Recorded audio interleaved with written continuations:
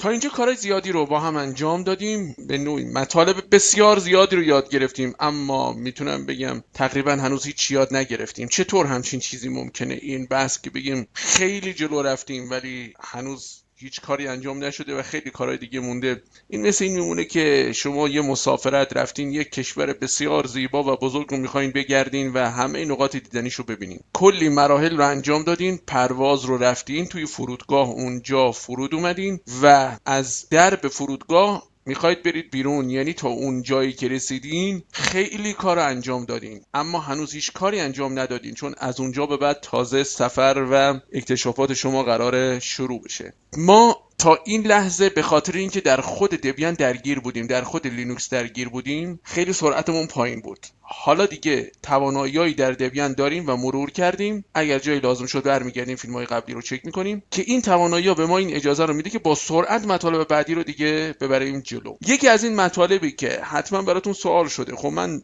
اگر برگردیم به فیلم‌های قبلی خیلی واضح، من هر ویندوزی رو که نصب کردم، اگر یادتون باشه ویندوز 7، ویندوز 10 و ویندوز 11 رو که نصب می‌کردم، اولین کاری که می‌کردم مثلا ابزارهای خود وی ام ور رو نصب می‌کردم. اما برای دبیان این کارو نکردم. یعنی من دبیان رو که نصب کردم هیچ کدوم از اینا رو بحث نکردم. چرا؟ به خاطر اینکه هنوز نصب نرم افزار بحث بود، باید باز میشد و الی آخر. بذارین همین مثالی رو که زدم از همینجا شروع کنیم، کارمون رو تکمیل کنیم. یعنی ما دبیان رو نصب کردیم، گام بعدی اون ابزارا رو بذاریم. حالا اون ابزارا به چه درد میخوره من اینم بگم. مثلا در ویندوز 11 شما بعد از اینکه تونستین اون ابزار رو نصب کنین، گفتیم اولین خصوصیتی که به چشم میاد، سریعا هم به چشم میاد، اینی که بعد از این که اون ابزار نصب میشه، در واقع وی ام ور تولز، به عنوان نمونه فول اسکرین میکنین، دسکتاپ ریسایز میشه، خیلی زیبا و مرتب. اما در مورد دبیان دیدین که این اتفاق نمیفته. فول اسکرین که میکنین ریسایز نمیشه، ظاهر خیلی روانی نداره. یا یک نمونه دیگه از توانایی این ابزار، به عنوان نمونه اینجا در ویندوز 11 هستیم دیگه، اگر ستینگ رو باز کنین و به آپشن برین، در اینجا شیر فولدر رو میبینین. البته نکته، خیلی از امکانات و گزینه‌های مربوط به این ابزارها رو اگه بخواید فعال بشه باید در حالت خاموش تنظیمشون کنین. اینو قبلا چند بار بحث کردیم. یعنی بهتره، نه 100%، که این سیستم داخلی خاموش باشه و بعد ما این کارا رو انجام بدیم. ولی خب اینجا چون فقط معرفیه خیلی سخت نمیگیرم. وارد ستینگ هر ماشینی که میشین، این ابزارا به ازای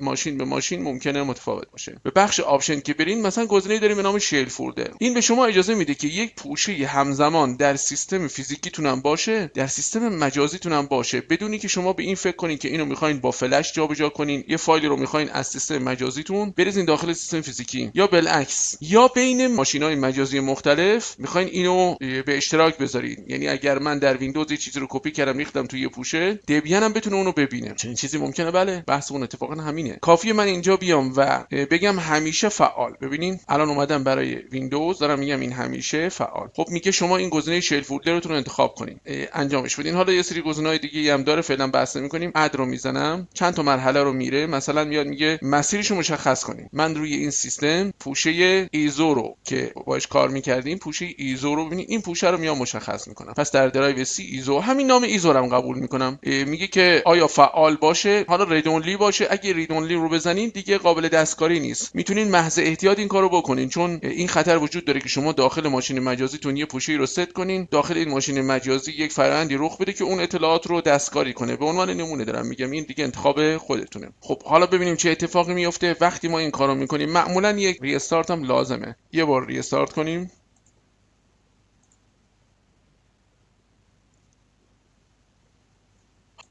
شما کافیه به نتورک یه مقدار بهش فرصت میدیم تا یک سرچ کوچیکی رو انجام بده و وی ام ور تولز رو بتونه پیدا کنه. اگر مثل اینجا این اتفاقی که الان افتاد، یعنی پیدا نکرد، چیکار کنیم؟ مثل یک سیستم وی ام ور هاست. دقیقاً ببینین اینجا الان ظاهر شد، تا من تایپ کردم پیداش کرد. این رو بزنین پیدا میشه وی ام ور هاست، یعنی به عنوان یک سیستم، مثل یک سیستمی که داخل انگار شبکه شما موجوده. و این شیر فولدر رو میبینید دیگه، واردش بشین فکر می‌کنم بقیه‌اش دیگه قابل بحث نباشه. یعنی شما به راحتی اینجا الان من وارد ایزو میشم و محتویاتی که توی سیستم فیزیکالم دارم، دقت بفرمایید این سیستم فیزیکال من و پوشه ایزو روی اون و اینم. حالا این دیگه چطور میشه ازش استفاده کرد؟ یکی از راه اینه که اینو میانبر کنین یا الی آخر. به عنوان نمونه من اینجا یک میانبر درست میکنم و دیگه اینو هر بار که بخوام باز کنم به راحتی بهش دسترسی دارم. این الان برای ویندوز 11 این اتفاق افتاد. آیا در ویندوزهای دیگه هم میشه؟ بله. وقتی VMware تولز رو نصب میکنین این امکانات فعال میشه. دیگه چه امکاناتی فعال میشه؟ به عنوان نمونه یه متنی رو اینجا دارم، مثلا این متن رو داریم. در سیستم فیزیکال من میخوام اینو کپی کنم. حالا در این سیستم مجازی به عنوان نمونه اینجا کنترل وی رو میزنم. ببینین به راحتی بدونی که کنترل آلت بزنم من در حال جابجایی بین پنجره‌هام هستم. این پایین نوشته رو دقت بکنید خودش اتوماتیک عوض میشه. امکانات شبیه به این در VML Tools فعال میشه. خب حالا یه همچین چیزی رو برای دبیان داریم. این سوال اصلیه و اینکه آیا میتونیم به عنوان نمونه از شیر فولدر به عنوان یک نمونه از امکاناتش استفاده کنیم؟ خب بریم پس پاسخ این سوال رو بدیم. اینایی که گفتیم تا الان معرفی امکاناتش بود. حالا در دبیان آیا این هست؟ ماشین رو استارت میکنیم و ورود طبق روال و دبیانمون رو بالا میاریم. گام بعدی من باید این نرم افزارا رو نصب کنم. دیگه نصب و همه مسلطین. من از سینپتیک استفاده میکنم به خاطر اینکه خیلی راحت‌تر و سریعتر کار میکنه. اگرچه از سافت هم میتونین این کاری که من میگم رو انجام بدین. فرضمون بر اینکه دیگه همه مراحل رو اوکی کردین. سرچ کنین چیزی به نام OpenVM Tools. دقت کنید یه پکیج اوپن سورس در دنیای اوپن وجود داره، از اون میخوایم استفاده کنیم. سرچ که بکنین این گزینه‌ها رو دارین. ببینین OpenVM Tools، OpenVM Tools Desktop، حالا گزینه‌های دیگه هم هستن. ما این دوتا برامون خیلی مهمه. یکی این گزینه و یکی دسکتاپ دیگه. خب چون ما کارمون الان حداقل بحثمون دسکتاپ دیگه. خب این دوتا رو در واقع انتخاب میکنیم و نصب رو و نکات مربوط به نصب رو بارها بحث کردیم. ببینین بلا فاصله همین الان باید متوجه تغییر شده باشین. تا این نصب شد ببینین من قبلا فول اسکرین نمیتونستم بکنم، اسکرین ریسایز نمیشد، اما الان دقیقاً این اتفاق افتاده. یعنی بلا فاصله تأثیرات اولیه داره دیده میشه. یه جورایی میتونیم مطمئن بشیم یه اتفاقی افتاد. درایور رو نصب شده. توی تغییر گرافیک هم ما دیدیم. برای اینکه مطمئن بشیم و البته تنظیمات بعدی رو انجام بدیم ماشینمون رو خاموش میکنیم. گام اول. حالا که این ماشین مجازی دبیان 12 خاموش شده میرم به ستینگش. وارد آپشنش میشیم. شیر فولدر همیشه فعال. من همون پوشه رو میخوام بگیرم، یعنی خیلی شبیه به همون داستان باشه و اینیبل و تمام. حالا بریم ماشینمون رو روشن کنیم.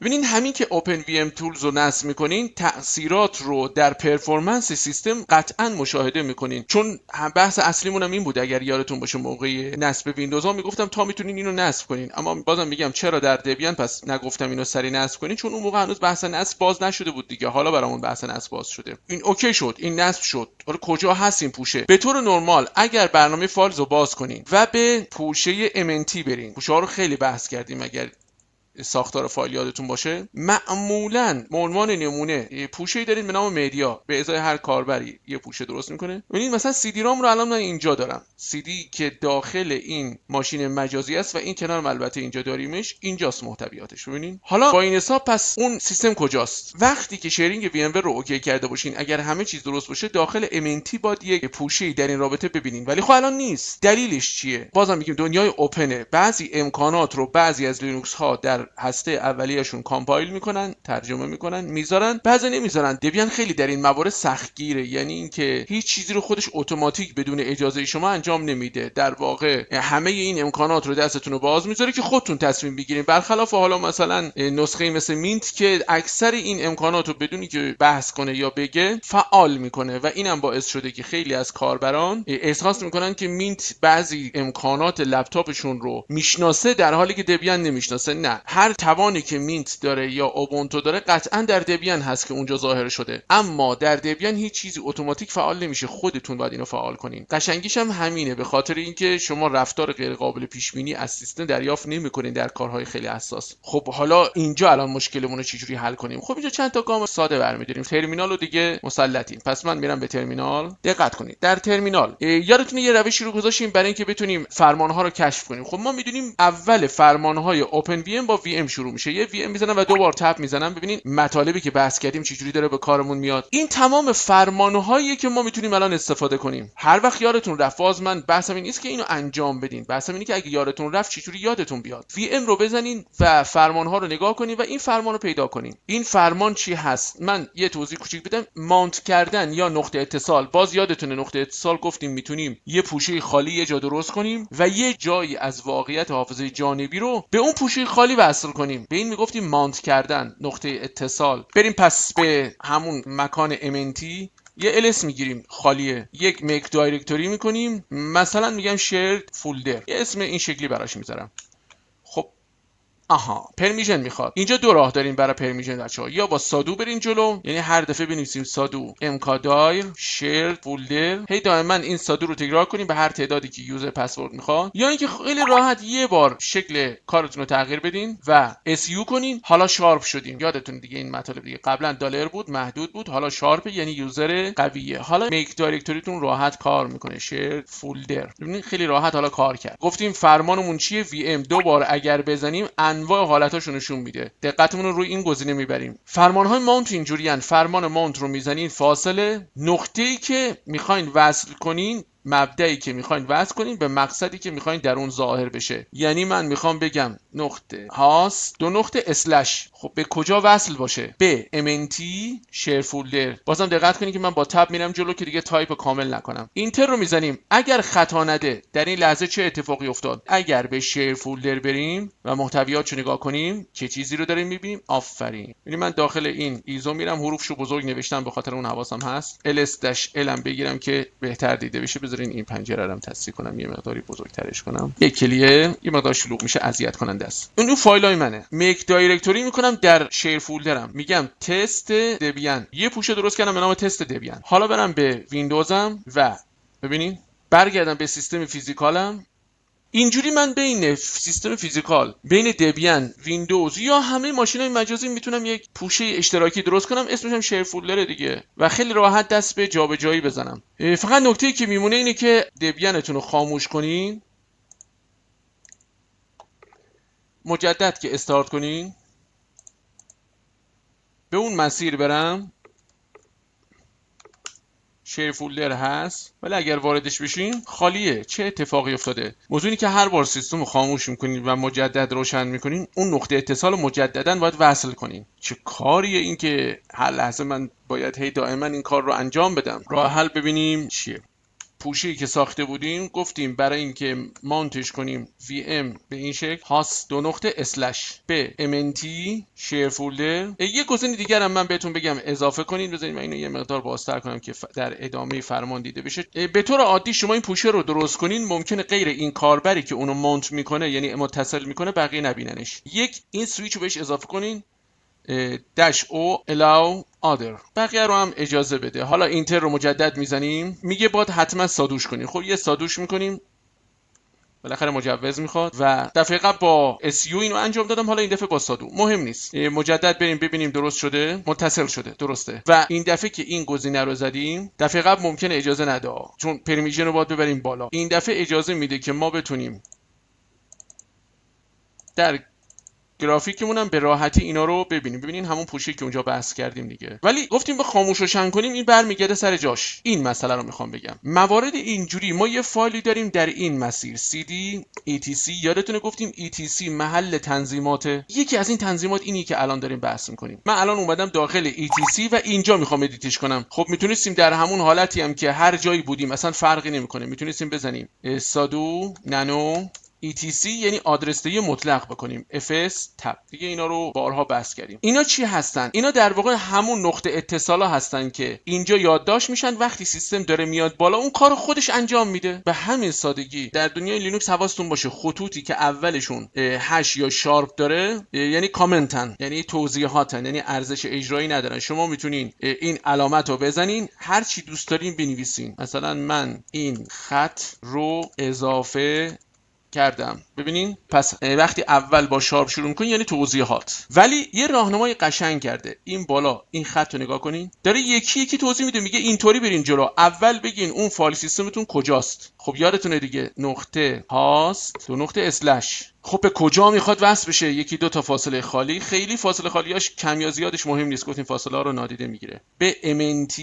شیر فولدر. پس فایل سیستم باز برمیگردیم به این راهنما، هیچ چیزی حفظی نیست. طرز استفاده از راهنما رو بلد باشین همه لینوکس رو میتونین کار کنین. فاصله خالی، نقطه اتصالش که گفتیم به اینجا وصلش کن. نوعش، اینجا رو دقت کنید، نوع فایل سیستم. ببینید اینجا میاد میگه فتش در واقع چیه به تعریفی. خب فتای مختلف الان میبینید اینجا این نقطه اتصال ریشه ext4 سواب اینا رو دیگه یک بار توضیح دادیم در یه فیلم چی هستن. اینجا چیه؟ اینجا نوعی از سیستم فایلز دارین با این اسم fuse.vmhgfs fuse. برای اینکه فراموش نکنین همون فرمان فقط اولش این گزینه اضافه میشه. حالا چند تا آپشن داریم، همون آپشنی که اونجا استفاده کردیم دیگه، گفتیم allow other یعنی اجازه بده بقیه هم کاربرانی که روت نیستن یا اجازه دسترسی بالا هم ندارن ببینن اون پوشه رو، همه بتونن استفاده کنن. و نهایتا انتها دو تا صفر با فاصله خالی بذارین، اینو راحت ازش رد شیم، یعنی بحثش نکنیم. ولی یه بار توضیح میدم داستان چیه. این صفر مربوط به اینه که سیستم به صورت عادی دامپ نکنه. دامپ رو در